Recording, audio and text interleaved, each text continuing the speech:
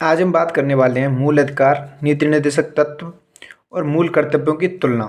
तो इनकी तुलना करें तो इनका आधार क्या है, स्रोत क्या है, उद्देश्य क्या है, इनकी प्रकृति कैसी है, परिवर्तनीयता क्या है, उपादेयता क्या है, स्वरूप कैसा है और संविधान में स्थिति कहाँ है। तो अगर हम मूल अधिकारों की बात करें तो इनका स्रोत कहाँ से लिए गए हैं, ये अमेरिकी संविधान से। अगर नीति निर्देशक तत्व, आयरलैंड के संविधान से। मूल कर्तव्य कहाँ से लिए गए हैं, तो सोवियत संघ से। तो इनके उद्देश्य की बात करें तो इनका उद्देश्य है, यानी कि मूल अधिकारों का उद्देश्य है राजनीतिक लोकतंत्र की स्थापना करना, जबकि नीति निर्देशक तत्वों का है सामाजिक आर्थिक लोकतंत्र की स्थापना करना। इसी प्रकार मूल कर्तव्य का उद्देश्य क्या है, नैतिक एवं नागरिक उत्तरदायित्व केंद्रित स्वतंत्र लोकतंत्र की स्थापना। इसी प्रकार इनकी प्रकृति को देखें हम, तो प्रकृति कैसी है, मूल अधिकारों की प्रकृति नकारात्मक है, नीति निर्देशक तत्वों की प्रकृति सकारात्मक है, जबकि मूल कर्तव्यों की प्रकृति भी सकारात्मक है।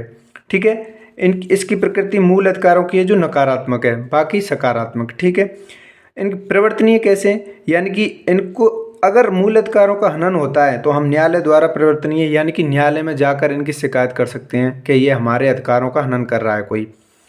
और नीति निर्देशक तत्व न्यायालय द्वारा परिवर्तनीय नहीं है। इसी प्रकार मूल कर्तव्य भी न्यायालय द्वारा परिवर्तनीय नहीं है। इनकी उपादेयता क्या है कि ये नागरिकों के अधिकार हैं, उसी प्रकार ये राज्य के दायित्व हैं कि राज्य का कर्तव्य होगा। इसी प्रकार ये भी नागरिकों के दायित्व हैं कि अब नागरिक चाहे तो किसी ऐतिहासिक पुरातात्विक चीज़ है उसकी सभी देख रेख कर सकता है।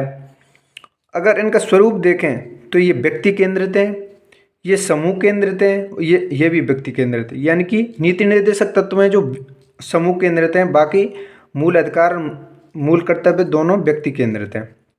संविधान में स्थिति कहाँ है इनकी, तो यानी कि मूल अधिकार कहाँ है कि भाग 3 में अनुच्छेद 12 से 35 तक हैं ये।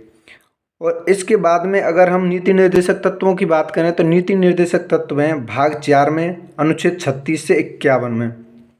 अगर हम मूल कर्तव्यों की बात करें तो मूल कर्तव्य भाग 4 क में और अनुच्छेद 51 क में, अनुच्छेद 51 क से 51 ट तक है।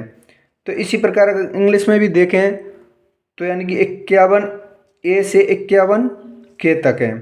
तो ये आपको, मेरे को लगता है आपको समझ आ गया होगा। Thank you.